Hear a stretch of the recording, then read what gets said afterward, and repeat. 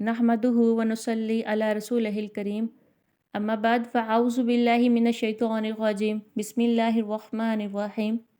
सूरत बकरा की आयत नंबर 96 से अपने सबक को शुरू करते हैं। वला तजिदन्ना, और तू ज़रूर बर ज़रूर देखेगा, हम उनको, अहरसा कि वो ज़्यादा हरीस हैं, अन्नासी लोगों की निस्बत।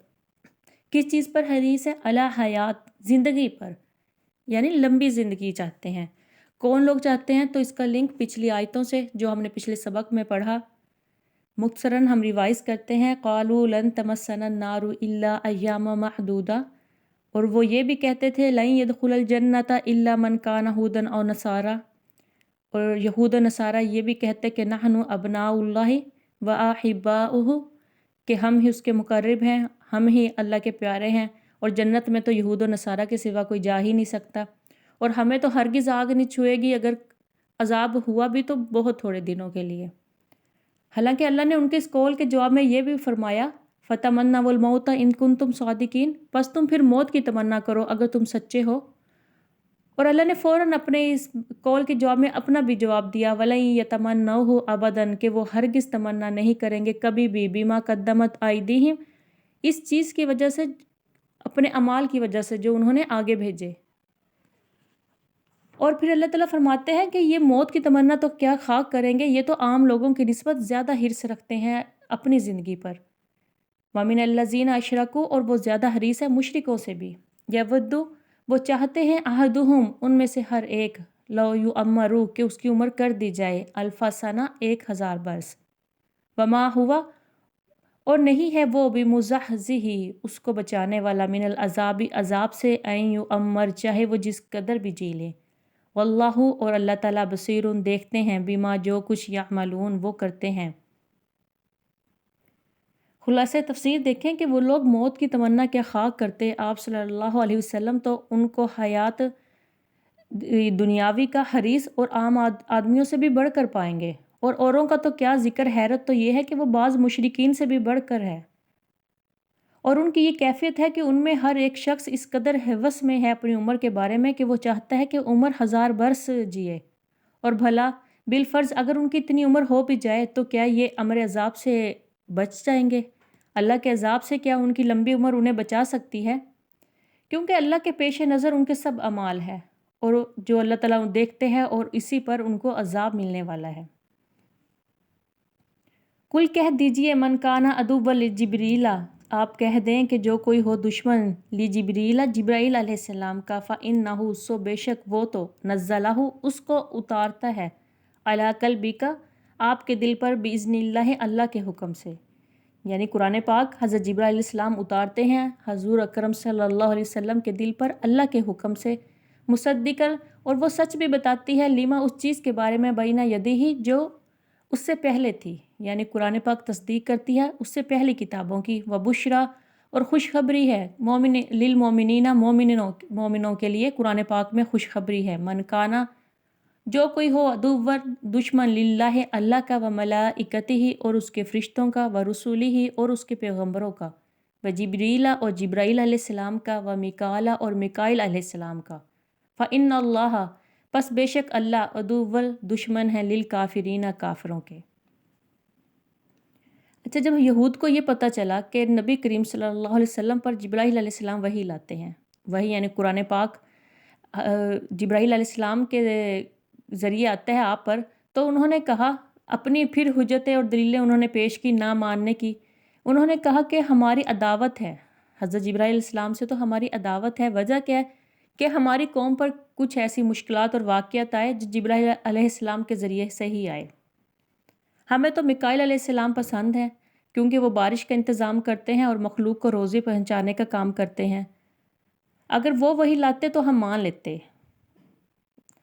तो अल्लाह ताला उनके इस जवाब में फ़रमाते हैं, ए मोहम्मद सल्लल्लाहु अलैहि वसल्लम, आप उनसे ये कहें कि जो शख्स जिब्राईल अलैहिस्सलाम से दावत रखे, तो वो किस वजह से, क्योंकि उनका क्या है इसमें? अगर वो कुरान पाक आप सल्लल्लाहु अलैहि वसल्लम तक लाते हैं तो वो तो महज़ एक सफ़ीर की हैसियत से लाते हैं, उनका इसमें कुछ दखल नहीं।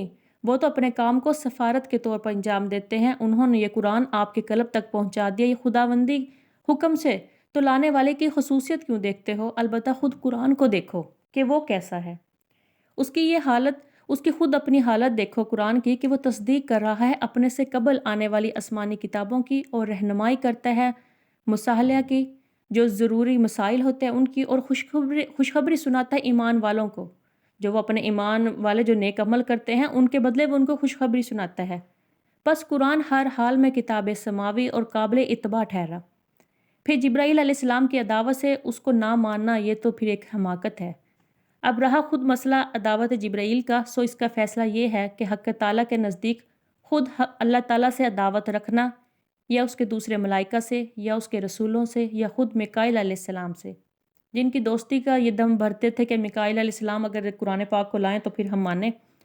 ان سب عداوتوں کا قانون یہ ہے کہ جو کوئی شخص خدا تعالیٰ کا دشمن ہو تو فرشتوں کا یا پیغمبروں کا یا اس کے جبرائیل اور میکائیل کا، تو ان سب کا وبال یہ ہے کہ اللہ تعالیٰ دشمن ہے ایسے کافروں کے۔ وَلَقَدْ أَنزَلْنَا، اور تحقیق انزلنا ہم نے نازل کی، الیکا آپ کی طرف، آیتیں بینات روشن ہیں، وما یکفروا، اور وہ انکار نہیں کریں گے، بیہا اس کا الا الفاسقون، کہ ان آیتوں کا جو روشن ہے، ان آیتوں کا کوئی انکار نہیں کرے گا مگر وہی جو نافرمان ہیں۔ بعض یہود نے حضرت صلی اللہ علیہ وسلم سے کہا کہ آپ پر کوئی ایسی دلیل واضح نازل نہ ہوئی جس کو ہم بھی جانتے پہچانتے۔ اس کے جواب میں اللہ تعالیٰ نے فرمایا، وہ تو ایک ہی واضح دلیل کے لیے پھرتے ہیں کہ آپ پر ایک دلیل نازل نہیں ہوئی، ہم نے تو آپ کے پاس بہت سے دلائل واضح نازل کیے ہیں جن کو وہ بھی خوب جانتے پہچانتے ہیں۔ سو ان کا انکار نہ جاننے کی بنا پر نہیں، بلکہ یہ ان کی عادت ہے کہ اللہ کے حکم کے سامنے اپنی حجتیں پیش کرتے ہیں، اپنی ناقص دلیلیں پیش کرتے ہیں، اور یہ عدول حکم کی عادت کی وجہ سے ہی ہے کہ قاعدہ کلیہ ہے کہ کوئی انکار نہیں کیا کرتا ایسے دلائل کا، کہ جیسے اللہ نے دلائل کے قرآن پاک خود ایک باحثیت اس قدر بڑا معجزہ ہے کہ اس کے برابر میں کوئی وہ ایک آیت بھی پیش نہیں کر سکے، تو اللہ تعالیٰ فرماتے ہیں کہ یہ کوئی قاعدہ کلیہ نہیں ہے کہ کوئی اس کا انکار کرتا ہے ایسے دلائل کا، مگر صرف وہی لوگ انکار کرتے ہیں جو عدول حکم کے عادی ہوتے ہیں، جن کا مقصد صرف اپنی حجتیں پیش کرنا اور ضد میں آ کے، دشمنی میں آ کے اس اللہ کے حکم کو نہ ماننا۔